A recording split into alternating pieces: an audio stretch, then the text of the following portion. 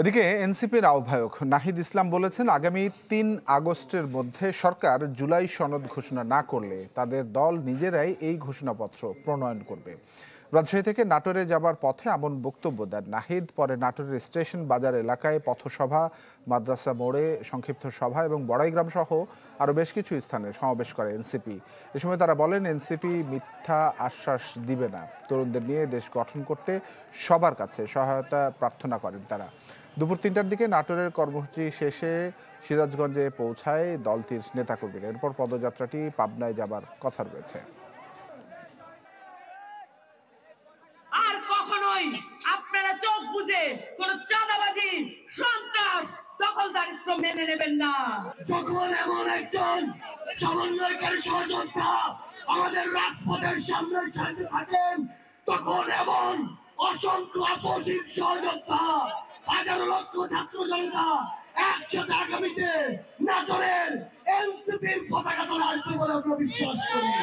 ইনশাল্লাহ আমরা ৩রা আগস্ট শহীদ মিনারে যে ইস্তেহার ঘোষণা করব, সেখানে আপনার আমার সকলের অর্থনৈতিক, সামাজিক, সাংস্কৃতিক মুক্তির কথা থাকবে, নতুন বাংলাদেশ পুনর্গঠনের রূপরেখা থাকবে।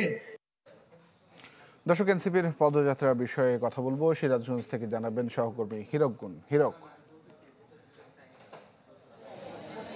বিচার সংস্কার, নতুন বাংলাদেশ পুনর্গঠন, জুলাই সনদ ঘোষণা সহ যে বিভিন্ন দাবিতে যে জুলাই পদযাত্রা শুরু হয়েছে আজকে, কিন্তু সিরাজগঞ্জে আর কিছুক্ষণের মধ্যেই কিন্তু যে নেতৃবৃন্দ তারা মঞ্চে আসবেন। ইতিমধ্যেই কিন্তু জাতীয় নাগরিক পার্টির যে জুলাই পদযাত্রা সেটি কিন্তু সিরাজগঞ্জে পৌঁছেছে এবং এই নেতৃবৃন্দ কিন্তু আর অল্প কিছুক্ষণের মধ্যেই এই সিরাজগঞ্জের যেটি মুক্তির সোপান কেন্দ্রীয় শহীদ মিনার কিন্তু তারা আসবে। এরপরে এখানে পদযাত্রা রয়েছে এবং একটি পথসভাও রয়েছে।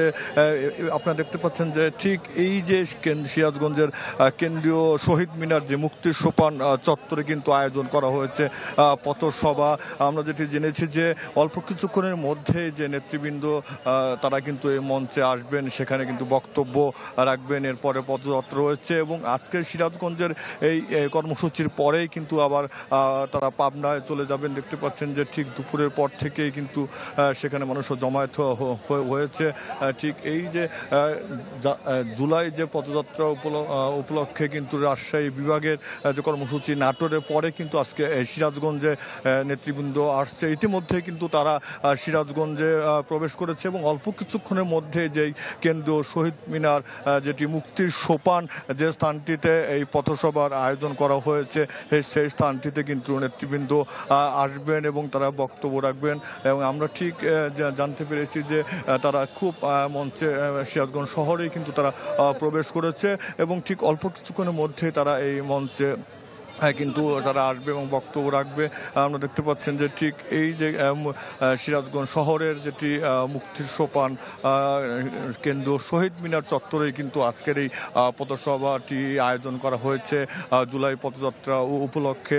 সেখানে কিন্তু যে জাতীয় নাগরিক কমিটির যিনি আহ্বায়ক নাহিদ ইসলাম সহ সেখানে সদস্য সচিব সহ অন্য নেতৃবৃন্দ তারা কিন্তু বক্তব্য রাখবে এবং ইতিমধ্যেই কিন্তু আর যে নেতৃবৃন্দ কিন্তু মঞ্চে উপস্থিত হয়েছে এবং তারা এই মঞ্চে কিন্তু আর আসবে কিছুক্ষণের মধ্যে। ইতিমধ্যে তারা সিরাজগঞ্জ শহরে কিন্তু প্রবেশ করেছে।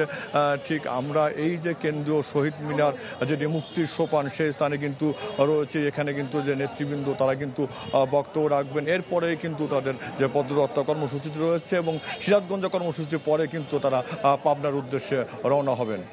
তানভীর। হিরক, ধন্যবাদ আপনাকে আমাদের সঙ্গে যুক্ত হওয়ার জন্য। দর্শক, যেমনটি আমার সহকর্মী বলছিল যে সিরাজগঞ্জের পর পদযাত্রাটি পাবনাতে যাবে। পাবনাতে রয়েছেন আমাদের আরেক সহকর্মী শাহিন রহমান, জানবো সেখানকার খবরাখবর। শাহিন, কি অবস্থা, সার্বিক পরিস্থিতি কেমন? মানুষজন এনসিপি নেতাদেরকে বরণে কি প্রস্তুতি গ্রহণ করেছে পাবনার মানুষ? তানভীর, আসলে পাবনার যে পদযাত্রা, জুলাই পদযাত্রা সেটি কিন্তু এখন বর্তমানে আমরা যেটি খোঁজ নিয়ে জেনেছি সর্বশেষ অবস্থান তাদের এখন সিরাজগঞ্জে। আমি এই মুহূর্তে দাঁড়িয়ে রয়েছি পাবনার শহীদ চত্বর, যেটি নামকরণ করা হয়েছে। অর্থাৎ এইখানটাই কিন্তু জুলাই যে আগস্ট যে আন্দোলন হয়েছিল ছাত্র অভ্যুত্থান, সেই এখানেই কিন্তু গুলিতে 2জন শিক্ষার্থী নিহত হয়েছিলেন। তো এখানেই হবে সেই জুলাই পদযাত্রার যে পথসভাটি রয়েছে সেটি এখানে অনুষ্ঠিত হবে। এর আগে আমরা যেটি জেনেছি যে তারা এসে পাবনা শহরের 0 পয়েন্ট অর্থাৎ আদালত চত্বরের সামনে থেকে তারা পদযাত্রা করে এসে তারা এখানে সমবেত হবেন এবং এখান থেকেই তারা মূলত তাদের যে পথসভায় যে কেন্দ্রীয় এনসিপি নেতৃবৃন্দ তারা রয়েছেন তারা এখান থেকে তারা মূলত বক্তব্য দেবেন।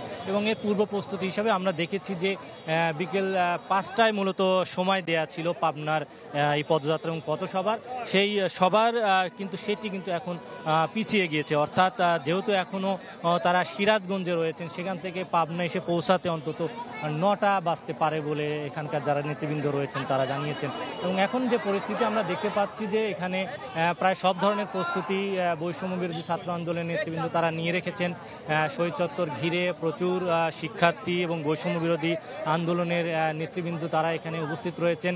বিভিন্ন কলেজ, স্কুল, কলেজের, বিশ্ববিদ্যালয়ের শিক্ষার্থীরা তারা এখানে এসেছেন। বৈষম্য বিরোধী বিভিন্ন উপজেলা, জেলা কমিটির নেতৃবৃন্দ তারাও এখানে এসেছেন।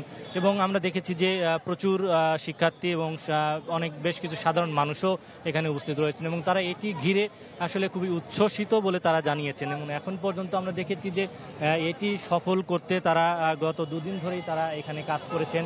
এবং এখন সর্বশেষ যে অবস্থা যে এই শহীদ চত্বর ঘিরে বৈষম্য বিরোধী আন্দোলন নেতৃবৃন্দ এবং সাধারণ শিক্ষার্থী তারা এখানে অবস্থান করছেন। এখনও সেখানে কোনো বক্তব্য বা কোনো আনুষ্ঠানিকতা এখন এখানে শুরু হয়নি। এবং এই এনসিপি নেতৃবৃন্দের এই যে জুলাই পদযাত্রা এবং পথসভা সফল করতে এবং সুষ্ঠু করতে আমরা দেখেছি যে প্রশাসনের তরফ থেকেও, বিশেষ করে আইন শৃঙ্খলা বাহিনীর তরফ থেকেও বেশ কঠোর নিরাপত্তা ব্যবস্থা গ্রহণ করা হয়েছে এবং অতিরিক্ত পুলিশ এই শহীদ চত্বরের আশেপাশে মোতায়েন রয়েছে। তারা শহরে প্রবেশ মুখে এবং বের হওয়ার মুখেও আমরা আইন শৃঙ্খলা বাহিনীর তৎপরতা দেখেছি। এবং এখন পর্যন্ত আমরা দেখতে পেয়েছি এবং এখন পর্যন্ত আমরা সর্বশেষ যে খবরটি আমরা পেয়েছি যে তারা সেই পদযাত্রাটি এখন সিরাজগঞ্জে রয়েছে এবং এখানে পাবনায় এসে সেইটি আসলে পথসভা এবং তাদের যে পদযাত্রা সেটি করতে করতে প্রায় রাত 9টা বাজতে পারে বলে জানানো হয়েছে। তো এই হচ্ছে পাবনার সর্বশেষ অবস্থা। শাহিন রহমান জানাচ্ছিলেন পাবনা থেকে। ধন্যবাদ আপনাকে আমাদের সঙ্গে যুক্ত হওয়ার জন্য।